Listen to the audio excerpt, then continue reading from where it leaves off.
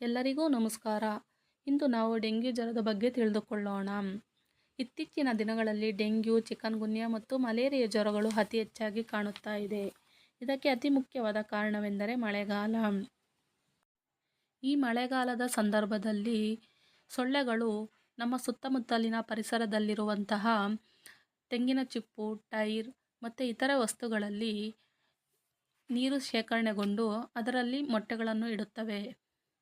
ಈ ಮೊಟ್ಟೆಗಳನ್ನು larva, pupa ಮತ್ತು ಎಗ್ಗಳನ್ನಾಗಿ ಬದಲಿಸುತ್ತವೆ.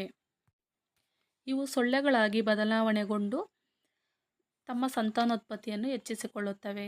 ಇವು ಮನುಷ್ಯರ ದೇಹವನ್ನು ಕಚ್ಚಿದಾಗ ಡೆಂಗ್ಯೂ, ಮಲೇರಿಯಾ ಮತ್ತು ಚಿಕನ್ಗುನ್ಯಾ ಜ್ವರಗಳು ಅತಿ ಸುಲಭವಾಗಿ ಒಬ್ಬರಿಂದ ಮತ್ತೊಬ್ಬರಿಗೆ ಹರಡುತ್ತವೆ.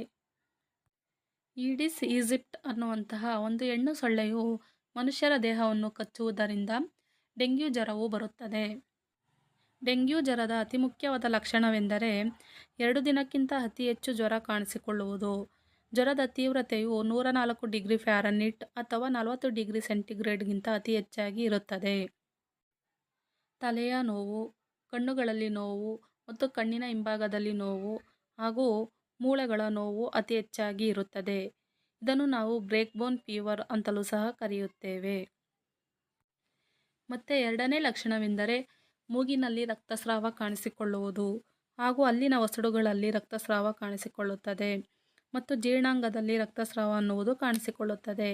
ಇದು ಮಲ ಮತ್ತು ಮೂತ್ರದಲ್ಲಿ ರಕ್ತಸ್ರಾವವಾಗಿ ಹೊರಹಾಕುತ್ತದೆ. ಇದನ್ನು ನಾವು ಡೆಂಗ್ಯೂ ಹೆಮರೇಜಿಕ್ ಫೀವರ್ ಎಂದಲೂ ಕರೆಯುತ್ತೇವೆ. ಸಾಮಾನ್ಯವಾಗಿ ರಕ್ತದಲ್ಲಿ ಬಿಳಿ ರಕ್ತ ಕಣಗಳ ಸಂಖ್ಯೆ 1.5 ಲಕ್ಷದಿಂದ 4.5 ಲಕ್ಷದವರೆಗೆ ಇರುತ್ತದೆ. ಆದರೆ ಡೆಂಗ್ಯೂ ಜ್ವರ ಬಂದಂತಹ ಸಂದರ್ಭದಲ್ಲಿ ಈ ಬಿಳಿ ರಕ್ತ ಕಣಗಳ ಸಂಖ್ಯೆ 60,000, 40,000, 30,000 ಈ ರೀತಿ ಕಡಿಮೆ ಆಗುತ್ತಾ ಹೋಗುತ್ತದೆ.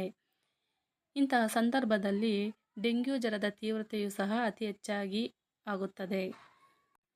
ಇಂತಹ ಸಂದರ್ಭದಲ್ಲಿ BP ಕಡಿಮೆ ಆಗುವುದು, ವೀಕ್ ಪಲ್ಸ್, ಉಸಿರಾಟದ ತೊಂದರೆ ಕಾಣಿಸಿಕೊಳ್ಳುತ್ತದೆ ಹಾಗೂ ಸಾವು ಸಹ ಸಂಭವಿಸುತ್ತದೆ. ಇದನ್ನು ನಾವು ಡೆಂಗ್ಯೂ ಶಾಕ್ ಸಿಂಡ್ರೋಮ್ ಅಂತಲೂ ಸಹ ಕರೆಯುತ್ತೇವೆ. ಡೆಂಗ್ಯೂ ಜ್ವರ ಬರದ ಹಾಗೆ ತಡೆಗಟ್ಟುವ ವಿಧಾನಗಳೆಂದರೆ ಸುತ್ತಮುತ್ತಲಿನ ಪರಿಸರವನ್ನು ನೀರು ನಿಲ್ಲದ ಹಾಗೆ ನೋಡಿಕೊಳ್ಳುವುದು ಹಾಗೂ ಸಣ್ಣ ಮಕ್ಕಳಿದ್ದಂತಹ ಸಂದರ್ಭದಲ್ಲಿ ಉದ್ದ ತೋಳಿನ ಬಟ್ಟೆಗಳು ಅಥವಾ ಪ್ಯಾಂಟ್ಗಳನ್ನು ಧರಿಸುವುದು. ರಾತ್ರಿ ಮಲಗುವಾಗ ಮಸ್ಕಿಟೋ ನೆಟ್ ಅಥವಾ ಸೊಳ್ಳೆ ಪರ್ದೆಗಳನ್ನು ಬಳಸುವುದು. ಮಸ್ಕಿಟೋ ಕಾಯಿಲ್ ಅಥವಾ ಗುಡ್ ನೈಟ್, ಆಲ್ ಔಟ್ ಈ ರೀತಿ ಬಳಸುವುದರಿಂದ ಸೊಳ್ಳೆಯಿಂದ ಸ್ವಲ್ಪ ವಿಮುಕ್ತಿಯನ್ನು ಪಡೆಯಬಹುದು.